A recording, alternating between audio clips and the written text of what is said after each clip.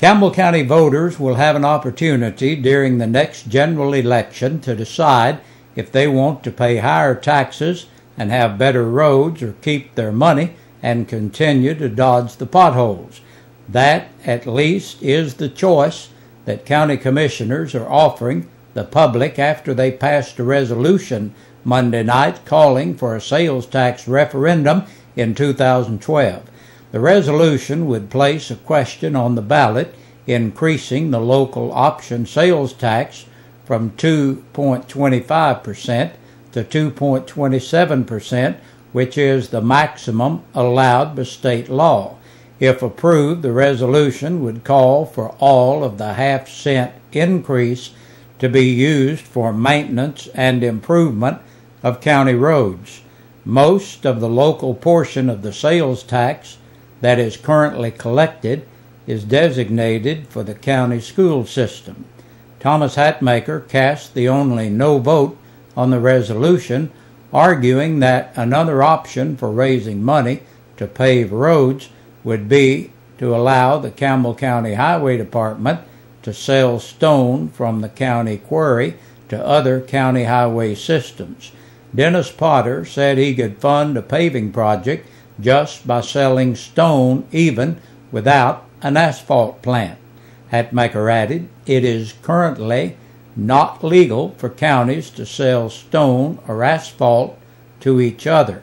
However, and that option would be contingent on a change in state law.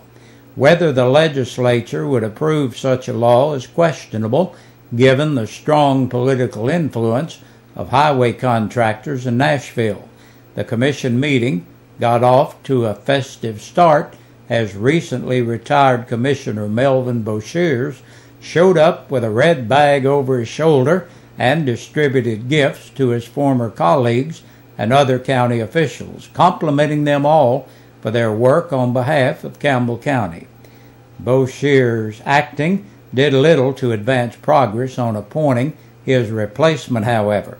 After passing several routine motions accepting reports, budget amendments, and applications for notaries, the commission again took on the topic of appointing a new commissioner to replace Boshears. A push by Hatmaker and others to automatically appoint the runner-up from the 2010 election appeared to be off the table, as the commission instead approved a motion by Bob Walden to hold one round of voting on all nominees and a final round between the two persons receiving the most votes. The motion passed 11-1, with Beverly Hall declaring a conflict before voting no, since her brother was the runner-up in the 2010 election. All 12 commissioners in attendance approved a second motion setting the order of voting in the same order that candidates are nominated. The commissioners did not set a date for voting on the appointment, however. Before adjourning the last time in 2011, you can see the commission meeting in its entirety anytime on 1450WLAF.com. La Follette City Council votes to approve a mediation settlement. Council voted 3-1 Monday night, approving a settlement with Darrell Mongar. Hansford Hatmaker cast the no vote. In late August of 2009, La Follette attorney David Dunaway filed a $100,000 complaint in circuit court on behalf of Mongar. Mongar, in the legal document, alleged the La Follette City Council passed on hiring him for a position with the La Follette Police Department due to his age and handicap. Terms of the settlement were not released to WLAF TV 12. And it's been a busy week of drug arrests around the county for sheriff's deputies. At Stinking Creek on Melvin Hollow Road, Robert C. Bergholz of Branham Hill Road in La Follette was arrested on possession of a Schedule 6 substance. Up along General Carl Wade Steiner Highway, James Tyler Grant Tomlin was sitting in a van beside the road with the flashers on and the motor running. Tomlin told deputies that he was about out of gas. Turns out Tomlin's driver's license was of a revoked or suspended status, and he had several pills about the ban.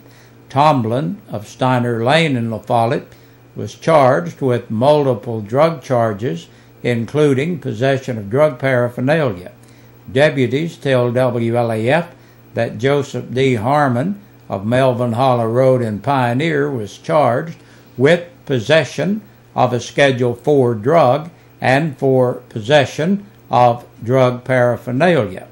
Harmon told officers that he bought some Roxys, 30s, and Xanax from a man who later pulled a weapon on him.